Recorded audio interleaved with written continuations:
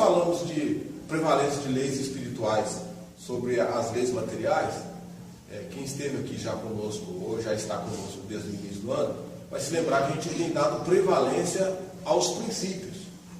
E dentre eles falamos bastante já, né, sobre a prevalência do princípio da sabedoria e do princípio do amor.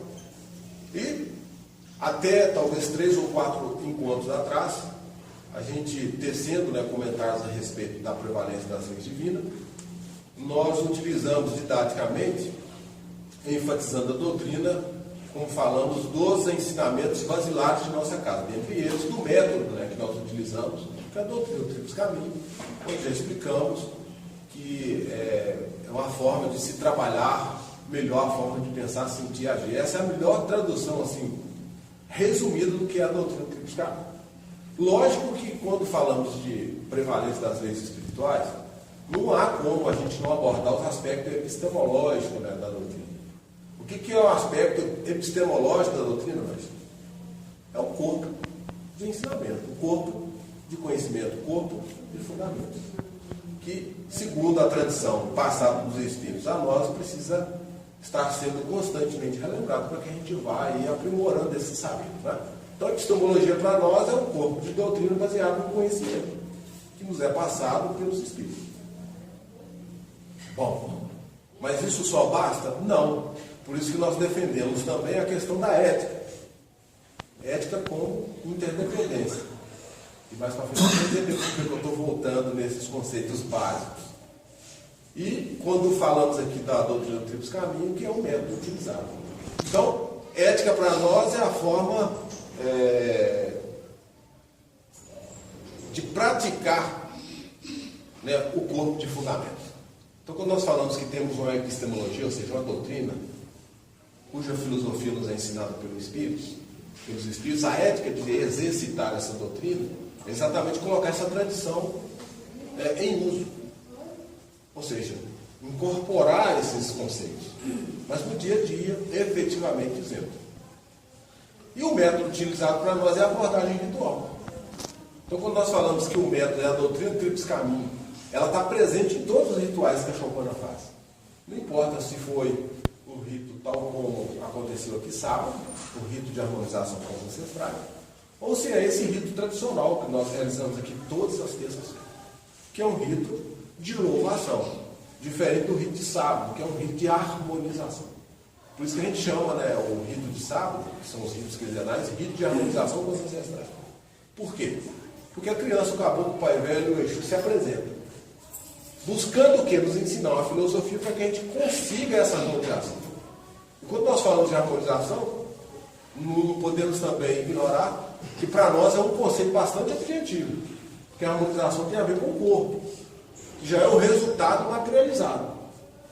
Porque quando falamos nessa performance no campo mais sutil, nós estamos falando de equilíbrio. Equilíbrio é mental, assim como a estabilidade é emocional. Então, se você tem um equilíbrio mental, uma estabilidade emocional, o resultado se apresenta no corpo orgânico, que é a harmonia. Então, as nossas ações são harmônicas. Então, o método para nós em doutrina do Tríplice Caminho é ter esse sentido de síntese. Ok? Bom, dentro de toda essa retórica, a gente iniciou um novo trabalho em 2 encontros anteriores, apesar que terça-feira passada a gente teve folga, né? Não tivemos rito público. Aí falamos que, retornando hoje, estaríamos fazendo essa abordagem para a gente se sintonizar de novo com o que estava sendo falado. E na terça-feira última, quando nós nos encontramos, vocês vão se lembrar que eu sugeri um texto a vocês, lembram disso? Os 10. Que falava sobre saúde. E nesse texto eu grifei algumas frases para facilitar essa nossa conversa, esse nosso diálogo. E, automaticamente, eu anunciei que 10 princípios, lembram deles? Anunciei os 10 princípios e pedi a vocês, deem uma lida nesses princípios para facilitar o nosso entendimento de agora para frente.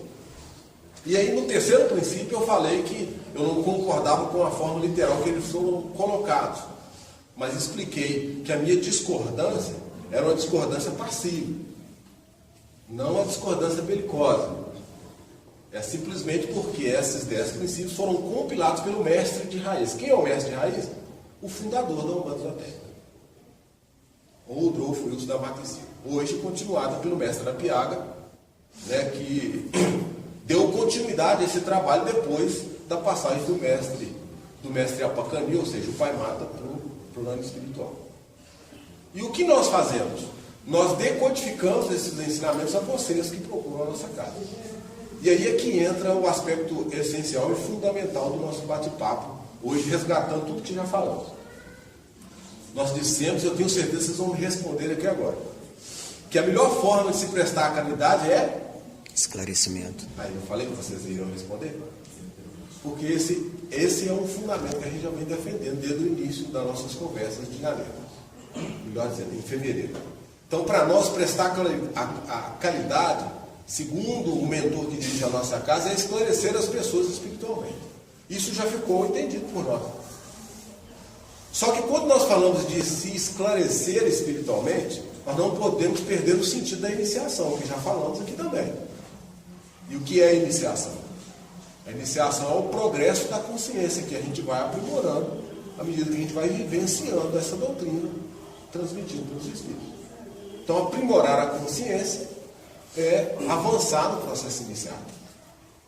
Só que, para ficar assim, bastante acomodados, né, dentro do movimento esotérico, que é o que nós praticamos, a gente disse e enfatizamos, nós dissemos e enfatizamos que a iniciação para nós, ela tem 3 aspectos. Um que é positivo, pontual, que é uma iniciação nossa, ou seja, de cada um de vocês com vocês próprios, que é o autoconhecimento. Não tem como avançar para uma etapa seguinte se vocês não se conhecerem. Por isso que eu estou chamando essa iniciação, esse autoconhecimento de pontual.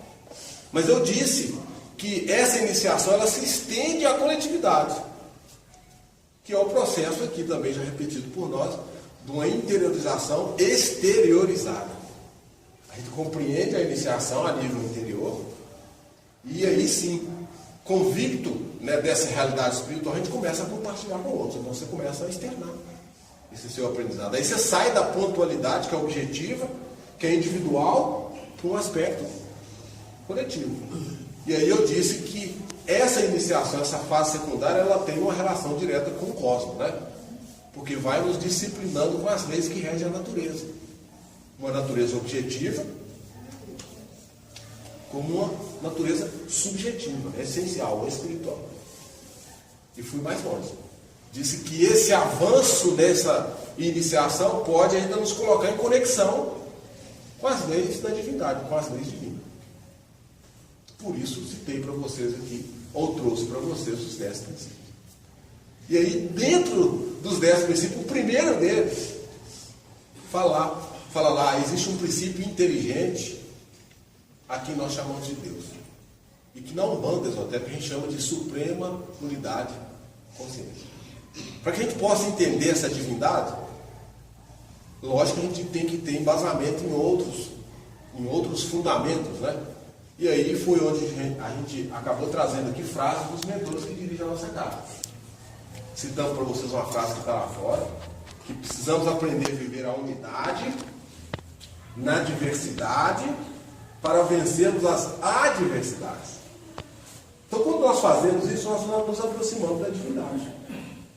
Porque se eu estou acabando de dizer que o primeiro princípio é a suprema consciência una, se eu começo a exercitar esse poder da divindade em mim, ou se cada um de vocês começa a exercitar esse poder em si próprio, vocês ampliam a compreensão da divindade. Porque vocês começam a ter o que a gente chama de consciência de unidade, consciência de síntese. E aí, na diversidade, que a gente tem que conviver, né? No primeiro aspecto, na pluralidade, até mesmo familiar. A não ser que a gente seja um ermitão. E, mais do que isso, na própria sociedade.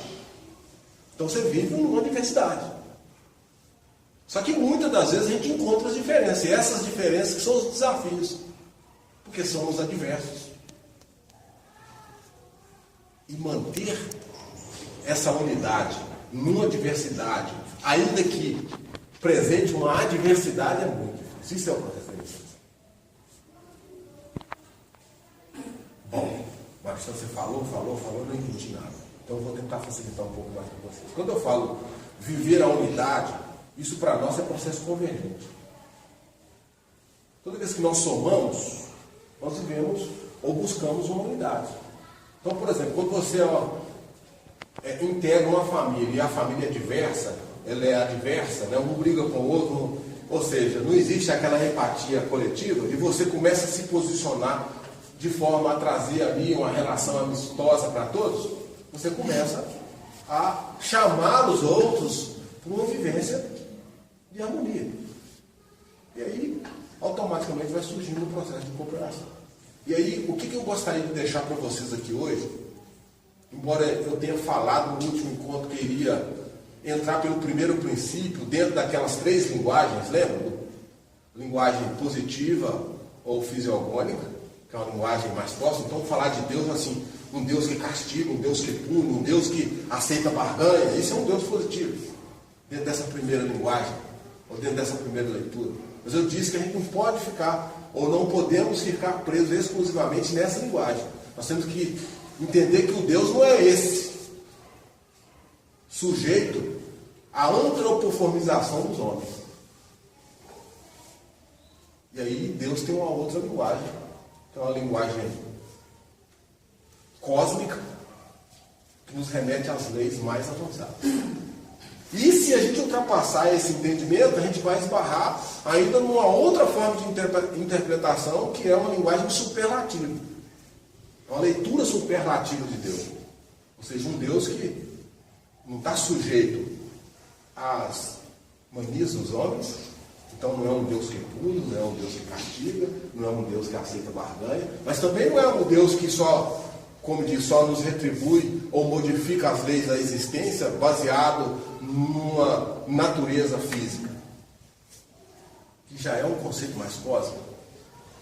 Não. A proposta é um Deus que está acima disso tudo. Esse é o Deus superlativo. Só que para a gente entender essas 3 linguagens, ainda que a gente esteja falando sobre Deus, que é um dos princípios, nós vamos ter que ainda trabalhar um pouco mais. E isso foi um pedido, né, do mentor da casa, para que eu pudesse trabalhar isso um pouco mais com vocês, que é o processo de convergência. O que a nossa casa preconiza como convergência? Convergência para nós é um processo de cooperação. Agora eu vou dar um exemplo bastante claro para vocês entenderem como é que é fácil a gente iniciar um diálogo a respeito desse aspecto de cooperação ou convergência que estamos chamando aqui. Lembram que nós conversamos a respeito da quebra da dualidade? Vocês lembram disso? Nós falamos que nós, seres espirituais, que é a essência, estamos manifestados no corpo. Então nós vivemos uma dualidade. Ou seja, uma realidade que é espiritual e uma outra realidade que é material. Então nós somos um ser espiritual manifestando sua humanidade. Porque estamos encarnados. Então vivemos essa dualidade. Quando nós não estamos suficientemente disciplinados para quebrar essa dualidade, ou seja, eliminar isso que separa o espírito do homem, nós começamos a viver um processo de cooperação do espírito utilizando o corpo. E isso só é possível num processo de conscientização do sagrado. Quando eu começo a entender que o meu espírito é sagrado, mas que o corpo também é, eu quebro a dualidade. E aí começo a dialogar as realidades do espírito com a realidade da matéria. Eu começo a valorizar e a entender que o meu corpo, por ser sagrado, é a morada do meu espírito. E o meu espírito só utiliza do corpo porque eu o considero sagrado, como natureza. E eu estou trabalhando no processo de convergência. Eu estou começando a entender a concepção do que é a cooperação espiritual com a material. Para aqueles que gostam de Bíblia, né, e o Espírito se fez carne. Entendeu? O Espírito se fez carne. Há uma cooperação de um processo existencial, vivencial, para quê? Para o aprimoramento da consciência. Para o aprimoramento do próprio Espírito. E se o que a gente chama de vivência ou existência física é essa relação do Espírito com a matéria, então existe um processo de cooperação. entre as leis espirituais e as leis materiais. Porque tem leis que disciplinam e conduzem o espírito, mas assim também temos leis que conduzem a matéria. Lembra que eu disse que se eu não me alimentar, o meu corpo perece. Isso é uma lei. Agora vamos fazer um raciocínio rápido. Isso aqui vai ser muito importante para você. Se eu estou acabando de afirmar, e eu sei que isso é verdade, que o meu corpo físico precisa do alimento material, e se um está para o outro, que existe um processo de cooperação, é a mesma coisa de dizer que o meu espírito também precisa de alimento. E que alimento é esse? É aquele que é possível de ser adquirido através da doutrina do tríplice caminho. O alimento mental, o alimento emocional e o alimento físico. E o que é o alimento mental? A sabedoria da divindade, que tem que ser despertada em nós. O alimento emocional é o amor da divindade. Que cada um de nós somos possuidores, mas que ainda não está desperto integralmente. Está adormecido. Então nós precisamos alimentar ou retroalimentar para que ele venha a aflorar. E o outro alimento é o próprio alimento da vivência, do trabalho, da manifestação, da concretização daquilo que subjetivamente eu acredito. E aí vem mais um ditado bíblico para aqueles que gostam, né? Fé sem obras. Como que eu posso defender uma espiritualidade se eu não manifesto essas obras do Espírito? E agora um chute na canela de vocês, desculpem o termo. Como que eu posso valorizar o meu corpo, que eu estou chamando aqui de sagrado? Eu estou acabando de dizer que o meu corpo é sagrado porque habita em meu espírito. Como que o meu corpo pode ser sagrado se eu não valorizo ele? A partir do momento que eu utilizo, por exemplo, de atitudes que contaminam o próprio corpo.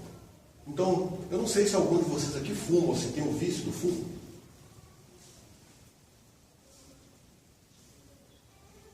Se eu sei que o meu espírito precisa de um corpo saudável, eu sei que o vício do cigarro acaba me trazendo um transtorno de harmonia orgânica, eu estou contradizendo a minha própria fé. Como que eu posso defender uma ideia de sagrado, do espírito, que utiliza de um corpo, mas eu mato o corpo? Eu prejudico o corpo. Eu já dei esse exemplo aqui. Eu estou dando o caso do cigarro, né? Apesar que graças, né, para essas campanhas, né, melhorou muito. Mas poderia citar outros vícios. Olha as drogas, né, que hoje envolvem a nossa sociedade. Basta uma olhada rápida no meio social, nos becos, nos guetos da favela, que vocês vão ver. Bom, esse é o objeto de reflexão que eu queria que vocês começassem a pensar. Quando nós falamos em convergência, e aqui eu vou encerrar minha fala, tá? E é bom que estavam gravando. Quando nós falamos em convergência, a nossa ideia tem que ser a ideia de combinação, de reunião. Mas não pode ser uma combinação de ideias, de ações, de atitudes conflitantes. Então eu não posso falar em convergência, em união, de conflitos. Não. Quando nós falamos em convergência, nós estamos falando de união, que é vivenciar as diferenças. Que é a palavrinha que a gente já utilizou aqui algumas vezes, né? A alteridade. Então eu, vivendo a minha humanidade, eu preciso conviver com o outro que é diferente de mim. E aí, eu tenho que exercitar a minha espiritualidade. Esse processo é um processo de cooperação social. Porque quando eu começo a exercitar essa alteridade em mim, ou cada um de vocês começa a exercitar essa alteridade, que é o respeito às diferenças, você contribui para uma humanidade melhor, mais feliz. Automaticamente, a sua ação vai ter reflexo no social. Então, o processo de convergência é essa ideia de reunir saberes. Mas não pode ser saberes conflitantes. Porque se eu reunir saberes conflitantes, eu me perco na forma. Não. Eu estou dizendo que nós temos possibilidade de unir saberes ou unir pessoas diferentes, desde que elas sejam unidas por algo positivo. Então some as diferenças físicas, mas permanece a essência que permite essa união. Esse é um processo de cooperação. É esse processo de cooperação que vai modificar o status quo que a gente chama de sociedade. Já estou falando aqui que eu estou lembrando. O assunto é... Então eu vou encerrar dizendo o seguinte. Quem esteve aqui sábado, viu que eu defendi uma ideia dizendo que hoje nós temos um poder político e econômico que controla o social, que massacra o cultural e renega o espiritual. Me acompanharam? Nós temos um poder político e econômico que controla o social, esmaga o cultural e acaba ou renega o espiritual. Esse é o modelo que nós temos social. Vocês concordam comigo? É uma política econômica ou meios políticos e econômicos que fazem ou causam desigualdades. Para ser mais exato, incentiva a competição. Quem tem mais dinheiro domina. Quem tem mais poder domina. Quem não tem vai ficando na periferia. Poder político e econômico que controla o social, que acaba com o cultural e renega o espiritual. Qual que é a proposta nossa? Nesse processo de cooperação, inverter isso. Ter um espiritual forte para que a nossa cultura possa refletir no social. E esse social pense em políticas econômicas para todos.